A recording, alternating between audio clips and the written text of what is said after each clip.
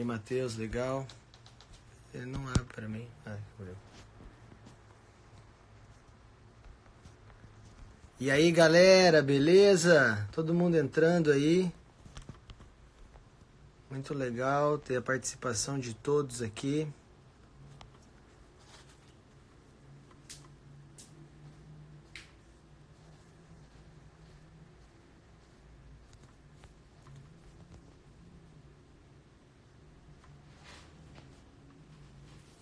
Legal, galera, sejam bem-vindos. O áudio tá legal? Todo mundo tá me ouvindo bem aí? Eu queria que alguém depois me desse um alô aí. Arthur, Cíntia, que legal. Samantha, Vini. Pô, uma galera gigante aí. Seria impossível falar o nome de todos. Galera, sejam muito bem-vindos aí ao primeiro plantão. Obrigado, Cíntia. Valeu, Bia. Que legal aí. Dando um ok aqui que o áudio tá legal. Galera, então, hoje eu resolvi fazer um boletim diário com as informações assim sobre o Covid, pra gente falar o que está realmente acontecendo na situação de emergência, nas emergências. Eu, obviamente, que não sei de todas as emergências do Brasil, estou falando aqui de Santa Catarina, mas é muito legal porque Santa Catarina é um dos estados aí que a transmissão ela também já está sendo comunitária. E como eu estou participando na frente, tanto na emergência, onde eu dou plantão quase todos os dias, e também na questão da gestão, então eu estou acompanhando diariamente todas as informações e eu estou tendo muitas coisas atualizadas sobre isso.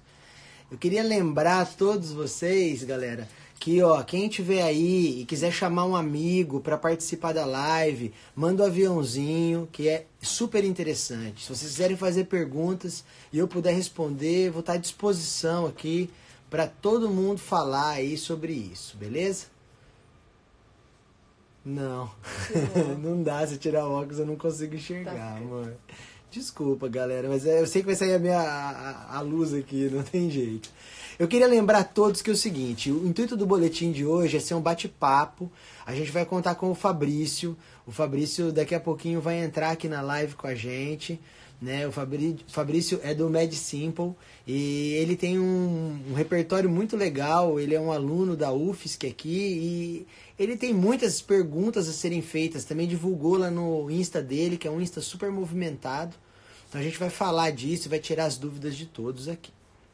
Mas eu queria lembrar a todos que na terça-feira, aí sim, a gente vai ter uma aula com o Zoom, é uma plataforma onde você se inscreve, vai receber um link, e aí a gente vai fazer uma aula com slide, falando do Covid, eu tenho vários gráficos do Covid, da evolução, e aí eu vou explicar detalhadamente isso para vocês.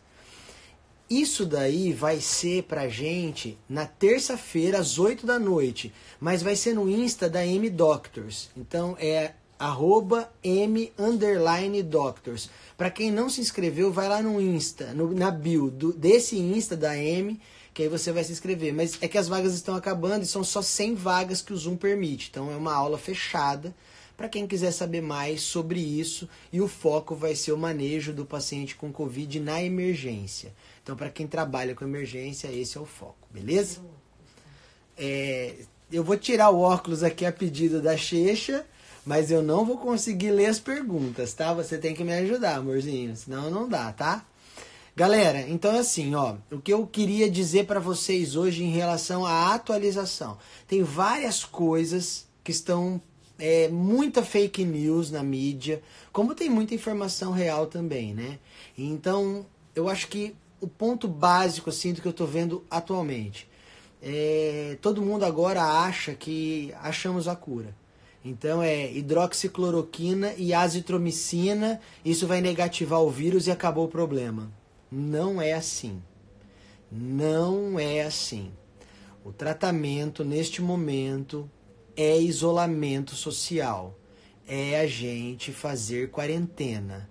É o brasileiro não estar displicente com o Covid. Limpeza das mãos, higiene, isso daí é importantíssimo para evitar a disseminação do vírus. E todo mundo me pergunta, mas o que é isso? Por que é isso? Gente, isso é uma fórmula antiga, isso foi usado em várias epidemias mundo afora.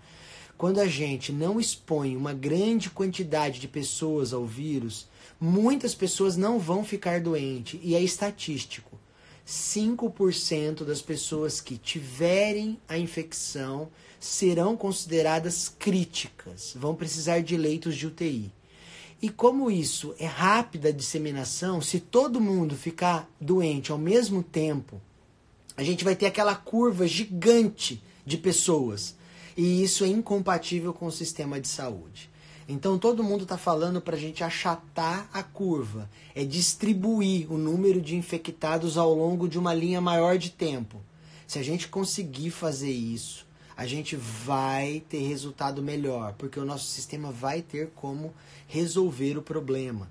A gente vai ter como atender todos os pacientes que porventura precisem de internação em um ambiente de UTI. Por quê? Porque é uma pneumonia viral, grave. É isso que ele causa. E ele vai evoluir nas complicações graves, na síndrome do desconforto respiratório do adulto, numa SARA.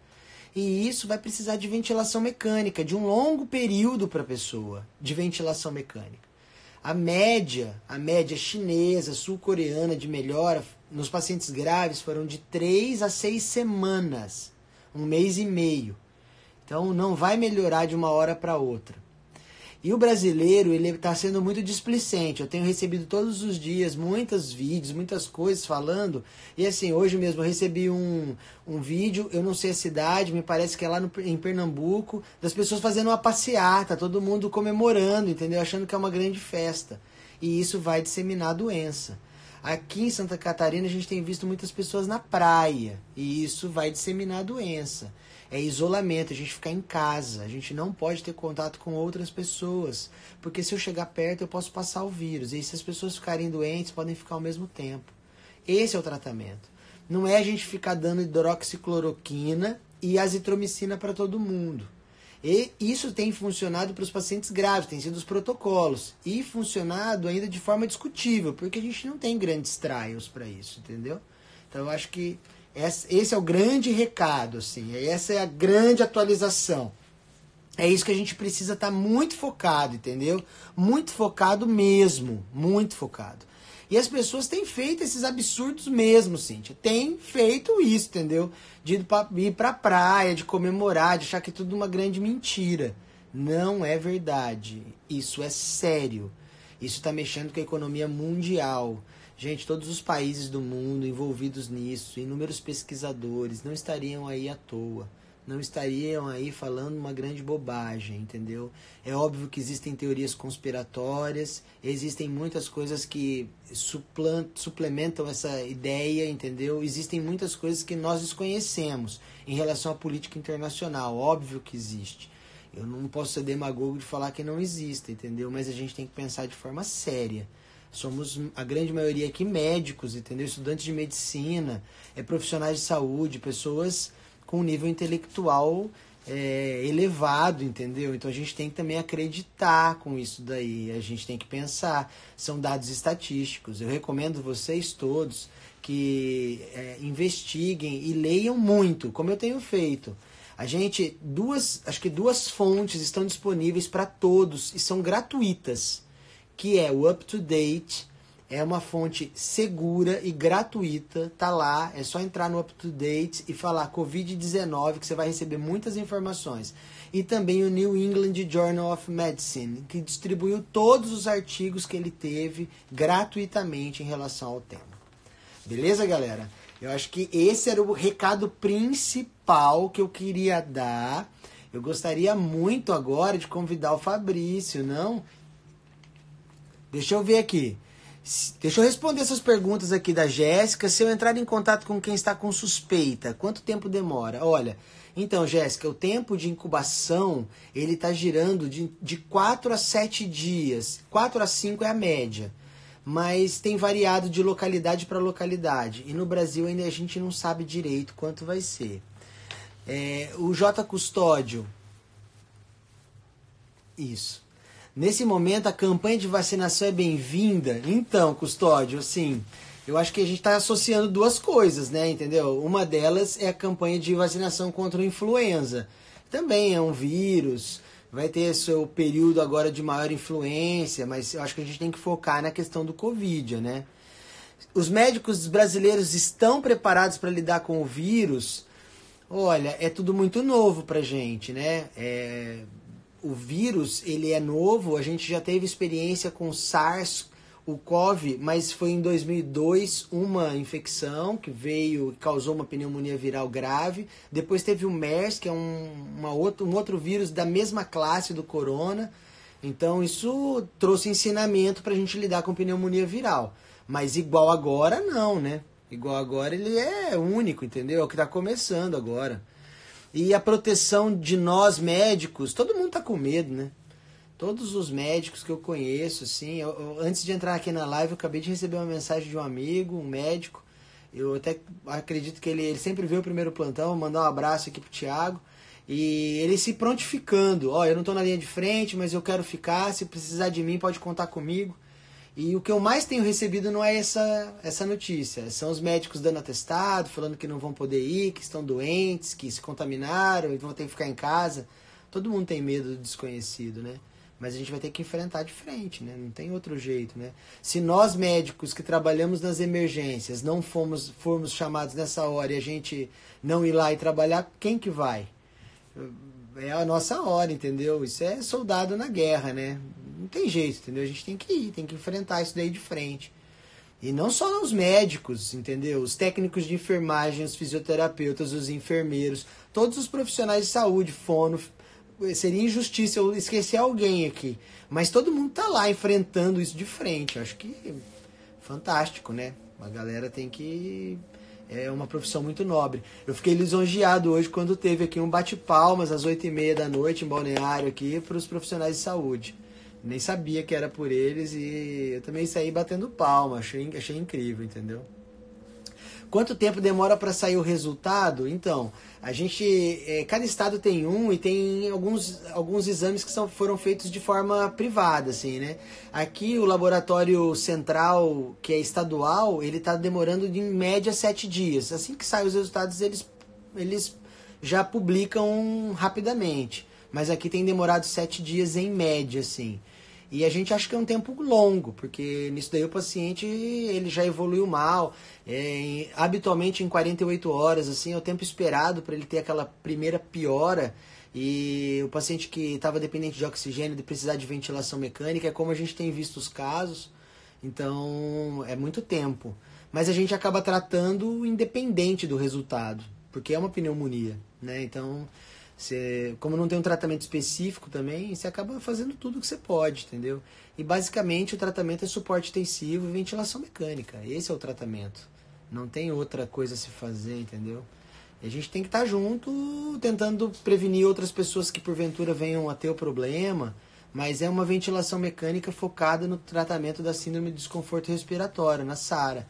Volume corrente baixo, a menor fração possível inspirada de O2, para manter PO2 de 90 no mínimo, e é isso. Vacina não tem como, porque pode piorar, já que não existe uma própria provírus, certo? Então, Cíntia, assim, não existe nenhuma vacina ainda. Eles estão em testes, né? E vão precisar de outros estudos para isso. Isso não vai acontecer de uma hora para outra. Não vai ser tão rápido igual a gente imagina. Eu gostaria que fosse muito rápido, mas infelizmente não é assim. Com o isolamento social é possível vislumbrar um cenário menos pessimista? Assim, ontem eu recebi um estudo da JP Morgan que mostra o seguinte, que existem 2 cenários, um pessimista, um otimista. O pico vai acontecer depois do dia 3 de abril, em média, até o dia 20 de abril. Esse é o maior pico, acredita-se, no Brasil. E vão ser de 45 mil a 25 mil casos, é a estimativa. A gente está falando de casos, né, confirmados.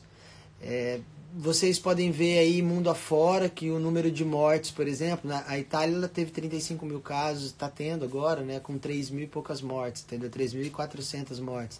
10% quase dos casos. É um número absurdo. Parece que a China subnotificou muitos, entendeu? Então... eu acho que isso daí também teve uma influência direta.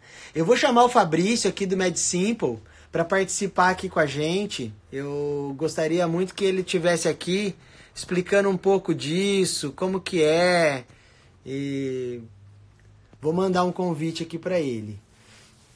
Arthur, tive contato com um caso suspeito do Covid, tomei todas as precauções, porém estou com medo de pegar o vírus. Tem risco? Pô, Arthur, tem risco, cara. Não tem jeito, cara.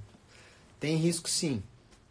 E com todas as medidas de proteção, o índice de contaminação das pessoas foi alto, dos profissionais de saúde. Muitas vezes na hora de se paramentar, tirar as vestimentas todas, a gente acabou se contaminando. Então tem que ter um treinamento específico, você tem que usar roupas de proteção adequada. Não é tão simples não, sabe? Isso pode acontecer sim.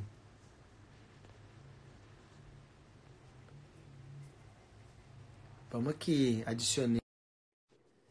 Vamos lá. Legal, MedSimple. Legal, Fabrício. Tá aí, ó. Tô aguardando você entrar aqui, cara. Seja muito bem-vindo aí, galera. Ô, meu Fala, velho. Ricardo. Beleza? Pô, que Boa noite, honra falar pessoal. contigo. Um Legal, grande cara. prazer aí, pessoal da Mais Tempo, tá com o primeiro plantão. Pô, top demais, cara. Top demais. Porra, muito legal. Galera, Legal ó. demais. Devagarzinho, nossos seguidores vão entrando aí. Queria agradecer a galera que tem confiado na gente. Ontem a gente bateu 100 mil seguidores no Insta e Show! aproveitamos para indicar o primeiro plantão que a gente acompanha desde que foi criado, uma página excelente, com um profissional excelente. Pô, cara, isso é uma honra estar com vocês aqui. Fabrício, olha, prazer enorme te conhecer, cara. O trabalho que vocês têm feito é um trabalho excepcional. Parabéns, cara. Vocês estão difundindo conhecimento, sabe que você acompanha o primeiro plantão. A gente fala isso toda vez aqui, cara. Eu quero que mais pessoas tenham Instas e a gente fale de saúde, de medicina, de É arte, sempre do que bom. for, cara. É isso daí, né, cara? Sim, Incrível, né? O poder da rede social aí, a gente está falando de uma coisa, todo mundo em casa aí, e aprendendo sobre Covid-19, né, cara? Pô, quem que... exatamente. Exatamente. Quando que a Muito gente ia bacana falar? mesmo. Quando a gente ia falar no ano Então, passado lá que a gente ia ter um vírus chamado Covid-19 que ia estar parando o mundo, né? A gente quem nunca imaginou, né, Gustavo? nem imaginava, cara. Acho que Não muito imaginava, pouca todo gente. mundo parado, tudo parou, né? Cara, o mundo inteiro parou, né? O mundo inteiro, Brasil e mundo, né, cara? Quantas mil mortes não foram? Acho que é uma coisa impressionante, assim.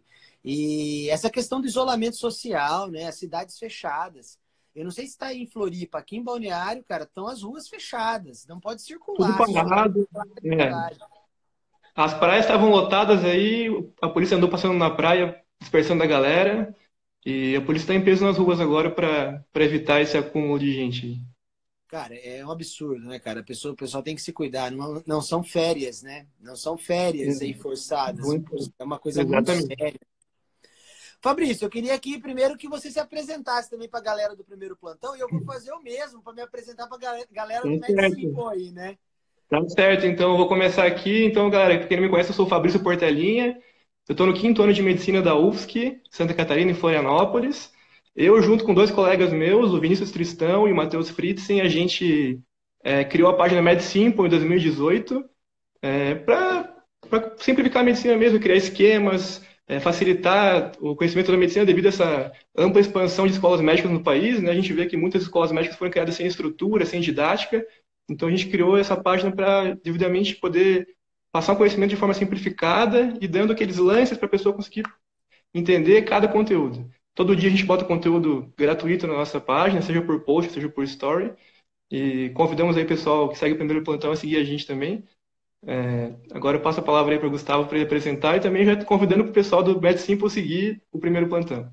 Pô, galera, ó, faço questão aí. Eu quero subir muitos seguidores aí com esse convite do Fabrício aí, galera. Ó, aqui a gente tem esse intuito. O primeiro plantão ele foi criado para tirar as dúvidas das pessoas que estão começando o seu mercado de trabalho, a sua atuação profissional, muitas vezes o seu internato, assim, dando seus primeiros plantões. Porque a gente acredita realmente que a faculdade acaba não te preparando para o primeiro plantão. Ela acaba te preparando mais para as provas de residência do que propriamente para o trabalho. E trabalhar na medicina não é tão simples, né? Então eu via muitas vezes as pessoas que foram meus alunos, assim, os residentes que acabaram de entrar, tendo muita dificuldade em lidar com o primeiro plantão. Com as questões técnicas, mas também com as questões de relacionamento, com a equipe multiprofissional, as questões jurídicas. E eu vi muito médico assim tomar processo no começo por não saber transferir o paciente, por não chamar um especialista de forma adequada, saber internar. por não conversar bem com os familiares. Então foi pensando nisso que surgiu o primeiro plantão. Uma ideia minha, da Checha, minha esposa, que a gente via essa dificuldade em todos, assim, falando, não, a gente tem que ajudar. Pô, eu tenho 20 anos de formado, né? Fiz cirurgia geral e depois eu me titulei em medicina de emergência, que é a minha grande paixão, sabe? Eu sou um apaixonado por medicina de emergência. Amo o que eu faço, adoro dar plantão. Eu trabalho até hoje, eu dou plantão na Sala Vermelha, muitos dias na semana. Eu gosto de entubar, passar acesso, orientar a galera disso, como é que faz, quais são os macetes, porque eu acho que isso faz a diferença, sabe? E é por isso que surgiu o primeiro plantão aí. Faço o convite a toda a galera do MedSimple que quiser acompanhar o primeiro plantão, sejam muito bem-vindos mesmo, entendeu? Tá aí o primeiro plantão para isso, entendeu? Para tirar essas dúvidas aí. E o mesmo eu falo do primeiro plantão para a galera do MedSimple, porque eu sei que tem um monte de galera conjunta, mas pô, estão mais do que convidados aí, porque a ideia é excepcional, cara. Eles postam conteúdo diário, entendeu? Isso daí é muito difícil de É fazer. Você verdade. sabe que... Vamos aproveitar essa experiência toda, então, para tirar algumas dúvidas que os seguidores mandaram durante o dia hoje, pode ser? Vamos, lógico lá, tô aqui, cara. Se eu puder responder, com o maior prazer. Opa, acho que travou um pouco. Vamos lá, então. Então, gente, nós recebemos hoje umas centenas de perguntas sobre o Covid-19. Pelo nosso tempo limitado, não vai dar para responder todas, mas a gente selecionou algumas para... A gente acha que elas representam a maioria das dúvidas, né? Que seja estudante de medicina, médicos, profissionais da saúde, ou até mesmo quem não é da área da saúde, para a gente poder sanar essas dúvidas e aproveitar toda essa experiência do Dr. Gustavo, que está na linha de frente aí no combate ao Covid-19. Então, começando aqui com o Pedro Santos, da FAMERV de Goiás. Ele é acadêmico de medicina também, e está preocupado agora com essa convocação que o governo fez, autorizando a chamada de estudante de medicina do quinto e sexto ano, nesse combate ao Covid-19. Ele falou que ele tem asma, nunca teve exacerbações, e sente falta de ar, às vezes, em atividades físicas intensas. Usa medicamento todo dia, deve ser um beta-2 agonista para crise apenas. E ele falou que o centro acadêmico dele abriu inscrições para voluntários. Com essa condição dele de asmático, será que é uma má ideia ele se voluntariar? Ele quer saber. Cara, assim, ó, o que ficou comprovado é a infecção em... Os dados que eu vou dar para vocês são da China e da Coreia do Sul, que são os dados atuais em relação a isso. Nos dois países, menos de 6% na Coreia e 2% na China eram pacientes com menos de 20 anos. Então, assim, é sabido que a população de jovens é pouco acometida, tem em todas as faixas etárias, mas não tem muita gravidade. O número de óbitos na população de jovens ela é pequena. É muito mais comum o óbito nas pessoas idosas e com algumas comorbidades. Doenças cardiovasculares, hipertensão, diabetes, câncer e doenças respiratórias pré-existentes. Um dos motivos da Itália ter esse grande número de óbitos tem relação com grande parte dos italianos serem fumantes. Então, assim, se ele tem problemas respiratórios, particularmente eu acho que ele vai correr mais risco de contrair a doença, embora nos jovens a doença ela vai ser, na maior parte das vezes, leve. Então, se ele quiser se voluntariar, né, vai correr o risco. Na vida não tem nada que a gente não corra risco, Fabrício. Tudo a gente corre risco, cara. É verdade, é verdade. Aproveitar para fazer um comentário, saiu um estudo, né, saiu lá do CDC, né, Center of Control Disease, que 1 em cada 5 hospitalizados são adultos jovens, né? Como que você que está ali na linha de frente, né, e sabe do lado pessoal de São Paulo, do Rio, está sendo no Brasil assim também? 1 a cada 5 adultos jovens? Cara, está sendo assim. Os pacientes, por exemplo, assim, eu não sei os dados brasileiros ainda estatisticamente, né? Mas quem for olhar lá no UpToDate vai ver que as médias, elas mudam de país para país. A média de acometimento das pessoas. Na Itália, a mediana foi de 64 anos. Na Coreia, foi de 40. Então, assim, a média das pessoas que tiveram doença é uma média muito baixa, entendeu? No Brasil, eu sei de vários casos de colegas médicos, menos de 40 anos, que só precisaram até ser entubados, entendeu? Então, assim, a infecção, ela acontece em todas as faixas de idade. Isso vai depender muito do teu sistema imunológico, vai depender muito da carga viral que você está exposta. Então, é mais comum que os profissionais de saúde que estejam trabalhando repetidamente com os vírus, que eles também possam se adoecer mais. A importância do equipamento Uhum. de proteção. Uhum. Entendido. Então Isso é ficou bem verdade. claro essa questão que vai atingir todo mundo, né? Por Todo mais que mundo. atinja mais os idosos, vai atingir também o pessoal jovem. Fiquem ligados aí, né? Não sejam desleixados quanto a isso, né? Isso É um daí. assunto muito delicado. Outra dúvida aqui, Gustavo, da Fernanda, de Florianópolis, uma colega nossa lá da UFSC. Opa! Uma pessoa que veio de viagem da Europa, que está 5 dias isolada, né, em quarentena. E começou a ter sintomas gripais no quinto dia. Ela deve se manter isolada por mais 9 dias para fechar os 14 dias? Ou a contagem dos 14 dias começa no dia que ela teve o sintoma gripal?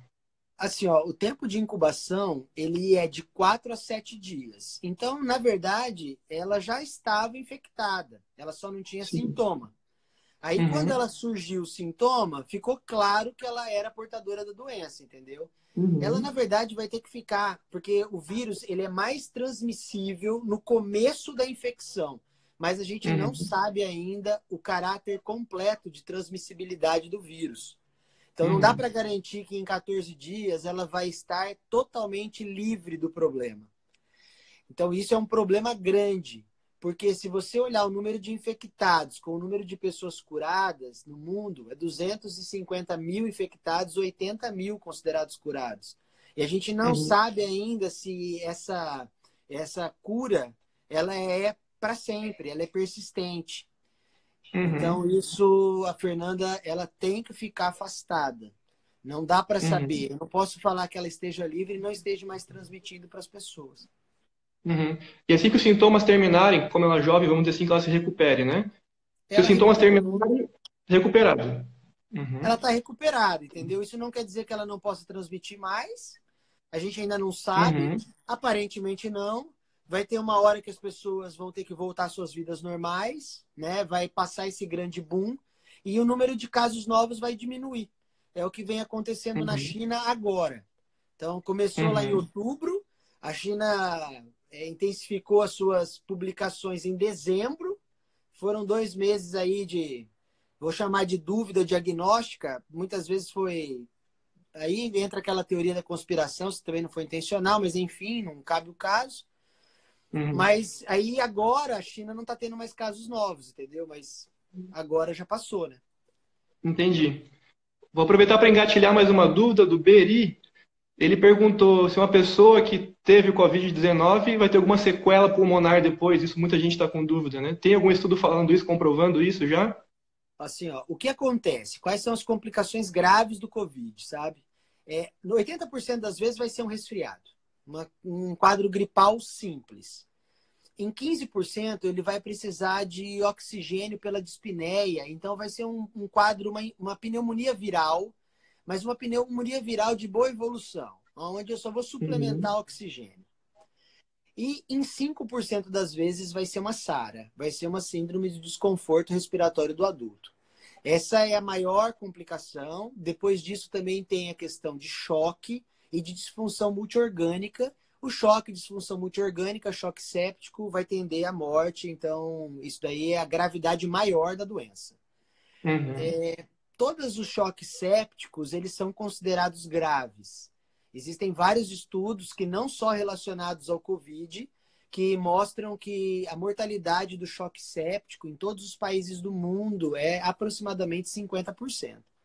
Então, 40, 50, 36, sabe? É alto a mortalidade por choque séptico.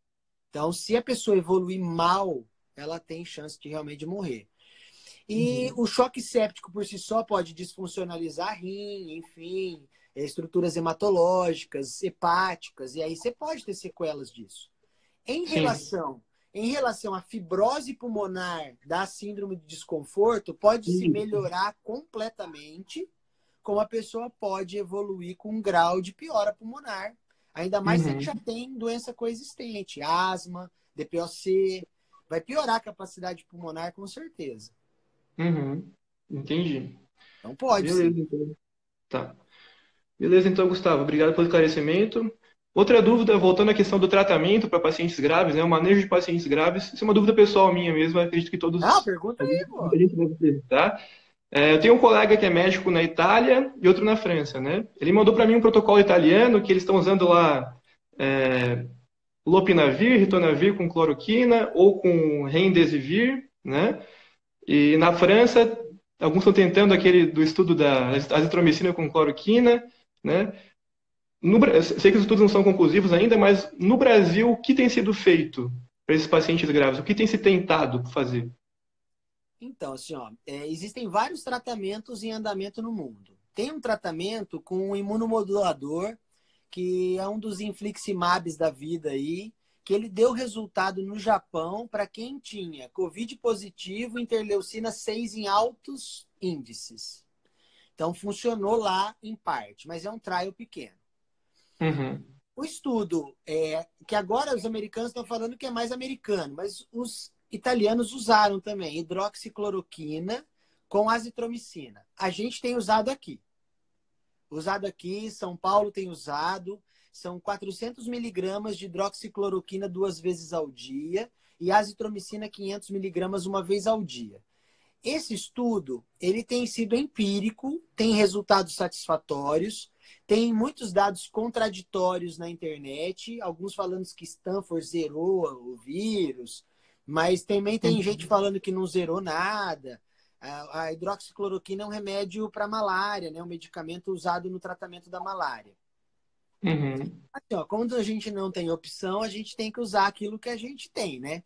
Então, assim, o protocolo institucional nosso, inicialmente, foi ceftriaxone com azitromicina com Tamiflu. Então, esse foi o inicial. A gente Uhum. trocou com hidroxicloroquina à medida que saíram os estudos. Então, a Uhum. azitromicina já estava no estudo. Já estava. Já Continua. estava, Uhum. entendeu? A gente continuou usando, tá? Existe o tratamento com os antirretrovirais do HIV. Ritonavir e Laminivir, eu acho, né?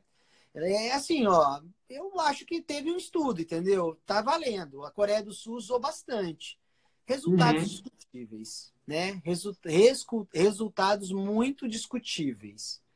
Então, como é que eu vou te dizer, Fabrício? Assim, tá tudo experimental, né, cara? A Nada gente tá conclusivo usando, ainda, né? entendeu? A gente tem que usar, sabe? A gente tem que tentar. O Sim. que se sabe? O que se sabe que é uma síndrome de desconforto respiratório do adulto. Então, assim, Uhum. ventilação mecânica. Tá mais do que comprovado que todos que esperaram muito para entubar os pacientes, eles deterioraram muito e foram entubados numa situação pior. Então, hoje, a indicação é de intubação precoce à medida que eu tenha critérios de SARA. Então, Uhum. relação PO2, FO2 menor do que 200, abre o olho, pensa em ventilação mecânica. Porque muitas vezes o paciente, ele está conversando com você, mas ele está hipoxêmico. Então, assim, Uhum. isso cada vez mais. A gente antes tinha muito medo da questão da intubação, o conhecimento da via aérea não era tão aprofundado como é hoje nas situações de emergência. Com a Uhum. difusão das técnicas de intubação em sequência rápida, drogas mais seguras, enfim, e o conhecimento cada vez maior da UTI, do cuidado intensivo, da ventilação mecânica, e hoje com a possibilidade de pronar o paciente grave, isso melhora muito o resultado, sabe? Então, manter o Uhum. paciente em decúbito ventral, oxigenando melhor o pulmão como um todo. Isso é uma técnica que tem, mas precisa de protocolo. Então, eu preciso de um ambiente de UTI. E muitas vezes a gente não vai ver isso, sabe? Então, na Itália se vivenciou muito isso porque eles demoraram muito, eles não têm muitos leitos de UTI, eles têm uma população muito envelhecida, a população teve que acabar indo para a UTI e muitas vezes outras comorbidades foram decisivas. E aí, quando viu a população jovem precisando do leito, aí não tinha, entendeu? Então, eles tiveram que tomar decisões paliativas, assim, em grande parte das vezes. E isso é uma decisão muito difícil, né? Um paciente que está sofrendo, entendeu? Uhum. Não sei se Entendi. eu te Muito boa respondi, entendeu? Eu explicação. quis te Não, não, responder foi bem com vários completo, foi bem argumentos, completo. assim. Sim, muito bom, bem completo. Eu acho que o pessoal tem que entender que é tudo experimental ainda, a gente não tem como dar Um um posicionamento protocolo é final esse e esse protocolo que resolve, né? A gente está tentando. de tudo. A gente está literalmente tentando de tudo. Vontade. Vai lá. Vamos lá. O Carlos, de Rio do Sul, perguntou se faz sentido uma campanha de vacinação contra a gripe agora, nesse momento de isolamento. Então, né? É assim, ó, elas correm paralelos. Quando a gente está falando do Covid, eu estou vendo isso nos colegas muitas vezes assim. A gente acha que não vai ter mais nada no hospital. Mas não é assim. O hospital vai continuar tendo trauma, vai continuar tendo infarto. Ó, vou dar um exemplo. Hoje, por exemplo, eu atendi 2 pacientes em choque cardiogênico, vítimas de infarto. Eu atendi uma cetoacidose diabética. Vai continuar tendo, entendeu? Vai E essas continuar. pessoas vão continuar tendo problemas. E pensando dessa forma, a gente vai ter gripe, a gente vai ter influenza, H1N1. Não vai ter jeito de ficar sem o influenza, ainda mais agora, mudança climática. Então, o Estado ele vem liberando normalmente a vacinação contra a influenza. Não vai ter outro jeito, entendeu? As Uhum. pessoas de idade podem ser acometidas pela influenza também. Eu sei que é É. difícil, eu sei que é um momento Pesso- delicado para as pessoas saírem, mas o pessoal estava perguntando como é que vai ser essa questão, né, dos idosos irem até a unidade de saúde se vacinar, se vai ser separado. Pelo que o Mandetta falou, vão criar uma ala especial para vacinação dos idosos, né? Não vai é ser a isso aí. mesma fila de espera para atendimento comum, né? Com o Covid, né? O cara vai estar É. lá esperando, lá tossindo, esperando. Não, né? Ele vai fazer um jeito disso ser em outra ala daquele posto, enfim, né? Uhum. Exatamente. É, mas Vamos igual ao... a Flávia está aqui falando para mim que ela é contra, por exemplo. Eu entendo, tem muitas pessoas que são contra. Mas é aquilo assim, ó. E aí? Depois nós vamos aumentar o número de H1N1? É também uma doença Exatamente. grave, tá, galera? H1N1 influenza é uma doença grave, ela também mata, ela comete bem as gestantes, ela é agressiva ao pulmão, também dá SARA. Então, assim, a gente não pode E é descuidar. inevitável agora, o outono e do inverno vai aparecer, né? Inevitável, Vai né? aparecer. Mas é a época, né? E a dengue também. Todas as doenças. É que agora nós vamos entrar no inverno, vai ter menos dengue no Brasil, né? Mas teve um surto de dengue. Interior do estado de Exatamente. São Paulo, Centro-Oeste. Meu Deus. Exatamente.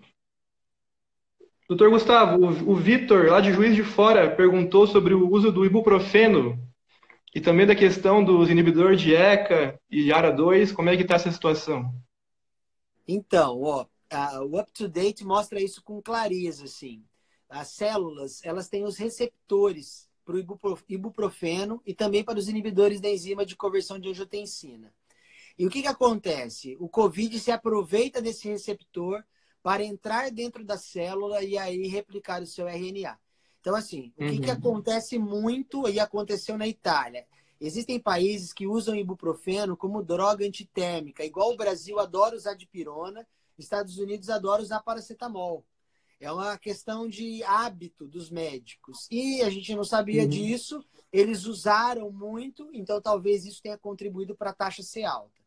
Mas eu queria alertar todos aqui que os últimos dados e a curva brasileira é pior do que a curva italiana.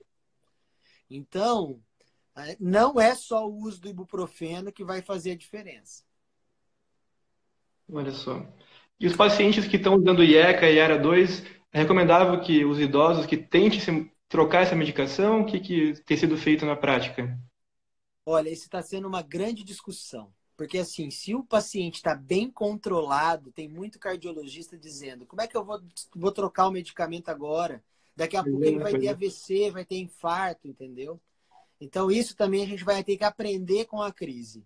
Então, essa pergunta é uma discussão que eu não vou poder te responder agora, entendeu? Nós vamos ter que acompanhar muito. E o Entendi. Brasil adora captopril e enalapril. O Brasil, ele É tem isso verdade. aos montes, losartana, entendeu? Então, vai ser difícil. Enfrentaremos momentos delicados. Complicado mesmo. Complicado. Complicado. Vamos para mais um, doutor Gustavo. A Jamile perguntando se os animais pegam ou transmitem o novo coronavírus. Se tem alguma evidência disso, como é que tá? Então, assim, ó, quando começou a história, né, ficou todo mundo muito na dúvida em relação da onde tinha vindo isso, se era realmente uma arma biológica. Essa discussão acontece aí nas redes, na questão da, como eu chamei lá, da teoria da conspiração. Da conspiração. Mas foi publicado um estudo na Nature agora falando da relação vocês colocaram no MedSimple de forma brilhante. Resumimos esse Brilhante. estudo. Recomendo que vocês vejam esse post do MedSimple, porque ficou brilhante. Em relação à questão da igualdade genética apresentada. E ficou demonstrado que é impossível que isso tenha acontecido como arma biológica, aparentemente. Então, assim, o nosso corona, o SARS-CoV-2, que é esse vírus que está causando o Covid é a doença, né? Coronavirus disease, ele tem muita semelhança com o coronavírus que acomete o morcego. E os chineses, eles têm hábitos de comerem animais crus, vivos. Eles têm isso como hábito, habitual. No mercado de peixe, onde acredita-se que tudo começou, isso é uma ocorrência comum, porque isso é cultural na China. Então, existe sim essa possibilidade. É óbvio que esse vírus agora, a transmissão não é por vetor animal, é entre humanos. A gente está transmitindo através dos nossos fômites e de gotículas, com a penetração em mucosas, e isso está disseminando o vírus. É só assim que é possível uma disseminação tão rápida. Não é contato sexual, oral fecal, não é assim. Ele é através de questões respiratórias. Mas se isso veio ou não do morcego é uma grande dúvida. E tem estudos mostrando que realmente essa teoria é aceita no meio médico. Cachorro não passa. Cachorro, gato, passarinho. Nem o gato. É entre humanos. Então tá, para deixar bem claro para os seguidores aí que não se preocupem com os bichinhos, então. Não. Eu queria aproveitar para convidar os que estão assistindo a live agora para clicar ali na setinha embaixo, para enviar para outras pessoas para virem também aproveitar esse momento. Doutor Gustavo aí com 20 anos de experiência em emergência, do primeiro plantão. Convidem gente que vocês conhecem, seja da área da saúde ou não, médico, estudante de medicina, para aproveitar esse momento, tá? Galera, podem fazer as perguntas aí, fiquem à vontade aqui, a gente está acompanhando também, tá? Fiquem à vontade. E passar a mão no puxando o link, não pega. Puxando o gancho aí da transmissão, como é que está a questão dos EPIs nas emergências? Tem para todo mundo? Se o estudante de medicina for chamado para trabalhar, vai ter para eles? Como é que está essa situação? Olha, galera, eu sou partidário que vocês atuem nessa hora, todos os estudantes sejam convocados, assim, quem estiver disponível, que vá para a linha de frente para enfrentar, porque é sabido que os profissionais de saúde se infectam com facilidade. É óbvio que não é fácil para ninguém, muitas vezes, que está lá na sua segurança, sair e enfrentar, mas essa é a medicina, né? A gente escolheu essa profissão que ao mesmo tempo é maravilhosa, mas tem seus desafios, né? Então, eu acredito muito aí que vocês devam fazer parte disso. Embora as universidades, elas todas encerraram as atividades, elas seguiram as determinações estaduais, inclusive aqui no nosso estado, para que não tivessem aula. Eu sou professor da Univale e eu também sou coordenador de uma pós-graduação em Balneário Camboriú, da M-Doctors. Então, nós tivemos que suspender as atividades de aula presencial por motivos óbvios, por determinações estaduais. O EPI é fundamental. Ninguém vai conseguir trabalhar com um vírus respiratório se você não estiver adequadamente protegido. Senão você vai estar se expondo àquele vírus. E para que você atinja e faça o bem para alguém, você tem que se proteger. Essa é uma das primeiras regras que a gente aprende. É uma das primeiras regras da vida. Tem uma frase que eu guardo lá dos meus tempos de Demolay, não sei se alguém é Demolay, fui Demolay, e ele fala assim, a defesa da própria vida é a primeira regra da natureza. A gente tem que se defender, né? Então, usar o equipamento é você se proteger para que você possa praticar e fazer um bem ao outro. Se você não estiver protegido, você vai estar disseminando a doença também. Então, assim, é fundamental. Se tem para todo mundo, se as pessoas usarem de forma consciente, tem. Mas se a gente usar de forma inconsciente, se a gente usar uma máscara N95, tirar e atender outra e usar outra, vai faltar máscara N95. Já está tendo essa dificuldade, entendeu? Tem pessoas que não vão precisar usar máscara N95. Não estão trabalhando com as pessoas que estão envolvidas com o corona. Você pode usar uma barreira de proteção, uma máscara cirúrgica. Porque você está evitando disseminar o que você tem para as outras pessoas, mas você não está trabalhando com uma população contaminada, entendeu? Como eu acho que profissional de saúde que está atendendo lá possíveis portadores, você tem que usar todo o equipamento completo. É isso. Você tem que se proteger, né? Não dá para a gente treinar a CLS sem a cena estar segura. Você não pode ir lá reanimar uma pessoa e ser atropelado você e ela. Não vai adiantar. Vão ser dois para o próximo atender, entendeu? Isso é regra básica, né? Não tem jeito, né, Fabrício? É verdade, Gustavo. Não Essa tem tua regra aí jeito. do demolei, tem que ter em primeiro lugar, é essencial. Isso aí é fundamental. Mais uma aqui, Você é Gustavo. A demoler? Graziela de Caxias do Sul. Não, eu não, não era não, mas tem bastante amigos que são. Legal. É, pessoas que já foram curadas, né, de uma primeira infecção pelo coronavírus, podem contrair novamente? A gente não sabe ainda se ela dá imunidade permanente. É uma grande discussão. Agora, depois que passar essa primeira fase das infecções dos países, aí a gente vai ter estudos sequenciais para ver se a imunidade é permanente. E se for Uhum, permanente, aí a gente sabe que você tendo uma vez, você não vai ter de novo, entendeu? Mas isso não dá para uhum, saber agora. uhum. Entendi. Pode ser que Então vamos funcione. lá. Última pergunta que nós temos aqui dos seguidores. O Vinícius perguntou quais as três principais complicações do novo coronavírus e como identificá-las de maneira rápida na emergência. Então, assim, ó, é uma infecção viral, né? Então, é uma gripe viral. Ela acontece de que jeito? Ela vai te dar febre, começa com menos febre nos primeiros dias, mas em 99% dos casos você tem um quadro febril. Então, a febre vai acontecer na evolução do quadro. Vai ter fadiga, 70% das vezes vai ter fadiga. Tosse seca, 40 e poucos por cento. Tosse seca. Não tem muita rinorreia. Rinorreia foi um achado menos comum, como no resfriado que a gente vê. Pode ter dor de garganta, pode ter. O principal problema é quando a pessoa tem dispneia. 40% das vezes a pessoa vai ter dispneia. Então, se eu tenho dispneia, eu vou ter que ver as questões de hipoxemia relacionada. Então, mandatório, coletar hemograma, gasometria. A gasometria pode mostrar um PO2 baixo, que vai indicar necessidade de tratamento com oxigênio. O hemograma, ele pode mostrar algumas alterações. A linfopenia é marcante, é o sintoma mais, é o sinal mais comum laboratorial. Linfopenia, diminuição dos linfócitos. Mas a gente pode ter leucopenia ou leucocitose, tá? Então esses são achados que existem. Alguns Sim. estudos mostraram que se eu tenho um dedímero alto e se eu tenho também uma leucopenia severa, leucócitos abolidos, a infecção ela vai ter pior prognóstico.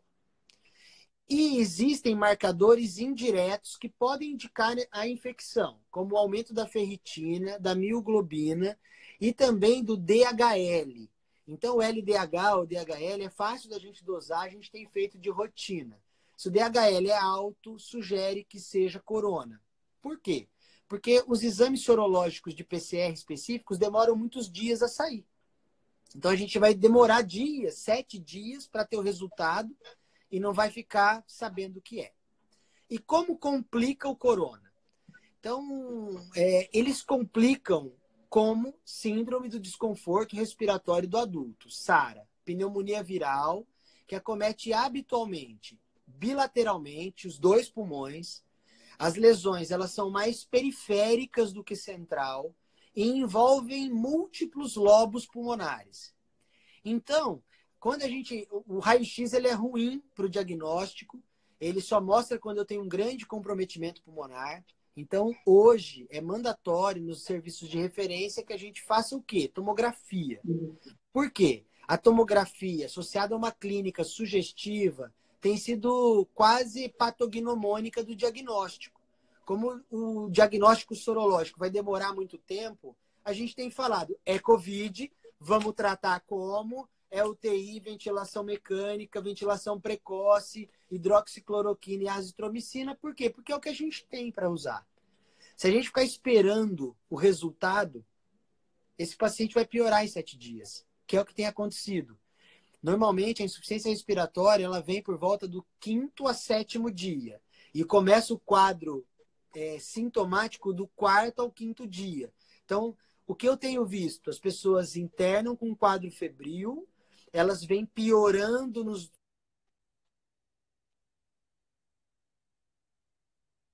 dias, e aí a situação é grave. Entendeu? Entendido. Essa é a Ótimo. evolução que tem vindo. Uhum. Então tá bom. A gente encerrou as perguntas dos seguidores que já tinham mandado antes, mas a gente leu algumas ali que o pessoal mandou. A Jéssica Volaco perguntou qual que é o risco para o recém-nascido? Se é maior, se é menor, se é a mesma coisa, como é que é? Então, assim, ó, só tem 2 estudos, sabe, falando em relação à transmissão vertical, não se acharam casos, assim. E tem 2 casos de recém-nascidos que adquiriram o coronavírus. Um deles já tinha 17 dias de evolução. E nos 2 casos, a mãe era portadora da doença. E o outro foi com 36 horas de vida. Então, essa também é informação do Up to Date, que existe o caso de ocorrência em recém-nascido, logo no início, mas não se sabe se pegaram da mãe. Então, nos 2 Uhum. casos, as mães eram positivas para o corona. O que fazermos nessa situação, assim? Olha, é menos grave nas crianças pequenas, sabe? Ele é menos grave. Existe um caso de óbito numa criança de 13 anos. Então, foi o documentado. Então, Uhum. aqui pode ter risco? Pode, Jéssica, mas ele habitualmente é menos grave. É mais grave para o idoso. Uhum. Entendido. Vamos aqui mais uma para a Rosemary. Qual o primeiro procedimento quando estiver com dúvida se está com o vírus ou não? Olha, assim, o melhor seria se a gente tivesse teste para todo mundo, né? Você ia lá, coletava o swab nasal, ia ter o teste, enfim, ia ter o diagnóstico da doença. Em Uhum. casa, preferencialmente. Mas isso, infelizmente, não vai acontecer, não é realidade nacional. Então, esse cenário de mundo ideal, infelizmente, a gente não tem mesmo, sabe? Então, assim, eu tenho sintomas respiratórios. O melhor é observar. Porque se for leve, o tratamento é sintomático, repouso domiciliar. Agora, se eu tenho falta de ar, eu vou ter que procurar atendimento médico. Nesses casos que a gente vai fazer, coletar hemograma, gasometria arterial e preferencialmente tomografar. Se eu tiver disponibilidade de outros exames, DHL, ferritina, mioglobina, que vão me ajudar aí a falar, é altamente sugestivo de Covid ou não. Agora, se eu Uhum. não tenho isso, e se eu estou bem clinicamente, eu não tenho dispneia, eu tenho um quadro gripal, eu fico em casa, medico, me trato, acompanho, observo curva térmica e me isolo das outras pessoas de casa que não estão assim, evitando eu transmitir também para elas a infecção, que em mim pode ser leve e no outro pode ser grave. Acho que Com essa é a grande certeza. recomendação. Uhum. Entendido. Gustavo, você falou antes da intubação precoce, né, que melhora desfecho. A Carlise perguntou se tem algum momento que é indicada a ventilação não invasiva. Então, Carlis, é assim, ó. Hoje, a gente sabe que, em relação ao corona, tudo que foi feito com distribuição de aerosóis aumentou a proliferação do vírus. Então, assim, ó, ventilação não invasiva, nebulização, eles estão proscritos nesse momento para o corona. Isso, ventilação não invasiva é uma grande inovação da medicina, é maravilhoso para DPO ser infectado, para insuficiência cardíaca, edema agudo de pulmão, top. Mas para suspeita de síndrome gripal aguda, não. Esse daí a Não. gente vai entubar precocemente. Muito legal esse dado, hein? A gente não fazia a menor ideia disso daí, hein? Muito legal Não mesmo. usa, Show de não bola. usa ventilação não invasiva. E no transporte também a gente tem que tomar cuidado com o paciente. Porque muitas vezes a gente está usando oxigênio, inalador e ele tá proliferando aerosol. E o vírus, ele se prolifera no aerosol, entendeu? E ele consegue ficar 3 horas vivo em regime de aerosol. Então as pessoas que estão próximas, o que acabam acontecendo? Se contaminando se não estão protegidas. Tomar muito cuidado. Na China, eu ouvi alguns vídeos que eles, depois da maior disseminação, eles acabaram usando hipoclorito em caminhões-pipa e lavando os hospitais por fora. Lavando os carros, as ruas da cidade, de Wuhan, todo mundo, lavando tudo. Porque o hipoclorito neutraliza o vírus. Olha só. Tem várias Daqui a dessas pouco vamos imagens fazer no YouTube. um helicóptero e passar por cima dos hospitais jogando assim, hipoclorito. Isso daí. Os caras faziam isso no caminhão-pipa, jogando água assim com hipoclorito, lavando por fora, a parede do hospital. Sim. Incrível. Então tá. Eu acho que seriam mais esses. A Flávia anotou mais alguma dúvida? Olha, tem umas aqui, ó. Só N95 para procedimentos ou durante todo o plantão? Da Mica. Então, Mica, assim, ó, se você está trabalhando diretamente com o risco, sabe, está atendendo paciente suspeito, que eles estejam com tosse, pacientes com síndrome gripal, eu usaria durante todo o plantão. Até porque determinados ambientes não são controlados. Né? Se você fosse bem controlado dentro da UTI, com fluxo laminar, legal, entendeu? E se não tivesse casos de corona, você não precisaria usar. Mas no pronto-socorro, na sala vermelha, atendendo o paciente tossindo, tendo que entubar, poxa, tem que fazer isso, entendeu? Não tem jeito, tem que usar N95 mesmo. Galera, olha, daqui 4 minutos, Fabrício, o Insta vai cortar a nossa live, porque é uma É hora, mesmo? sabe? Então, assim, Ah, eu não gosto de não encerrar a live, porque, poxa, todo mundo fica sem saber o que aconteceu.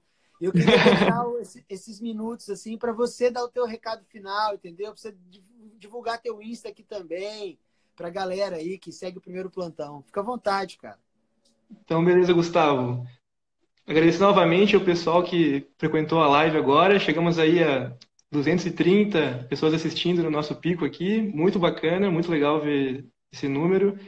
E convidar novamente o pessoal a seguir o primeiro plantão, que é um trabalho excelente. Estamos aí com planos de parceria para a gente ajudar na divulgação, né? Eles têm umas aulas online, agora ainda mais nesse período de isolamento, vão ser essenciais. A partir de amanhã, provavelmente lá no nosso Instagram do Med5 vamos estar divulgando já, então recomendamos fortemente essas aulas aí. São diversos pacotes, né, Gustavo? Quer falar um pouquinho como são os pacotes do primeiro plantão, para aproveitar esse Galera, momento? o primeiro plantão tem uma plataforma online com diversas aulas online, speakers convidados, gravações de todos os procedimentos que você vai encontrar na sala vermelha. Você tem vários livros digitais, casos clínicos discutidos individualmente. Então, é um conteúdo bem abrangente para que você, que vai dar os seus primeiros plantões, se sinta muito seguro. Você pode acessar isso de qualquer computador, celular, tablet, 24 por 7. Todos os dias da semana, e é fundamental, assim. Vai tirar muitas dúvidas de quem está inseguro para dar plantão. E a gente que está na graduação sabe o quão é difícil, né? Quão a gente se sente despreparado logo que sai da graduação, né? Então, com certeza essas aulas vão ser bem úteis para a gente. Muito legal, cara. Ó, é o seguinte, eu queria dizer aqui para vocês que foi um prazer enorme estar com o Fabrício. O cara é fantástico, o Med Simple tá aí para difundir conhecimento e essa é a nossa grande pegada, é difundir conhecimento, cara. É passar isso para as pessoas. É o que ninguém tira da gente. O que a gente aprende não sai da gente nunca mais. Então, esse é o meu grande intuito, sabe? O meu grande propósito aqui.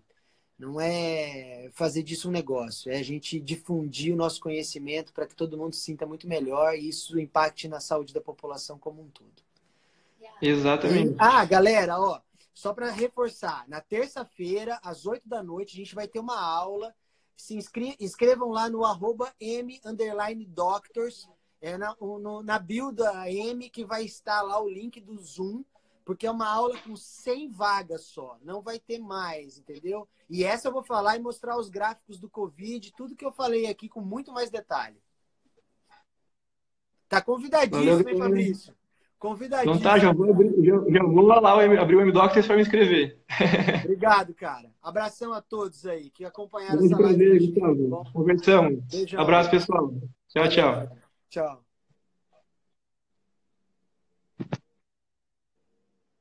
Não vai dar para gravar.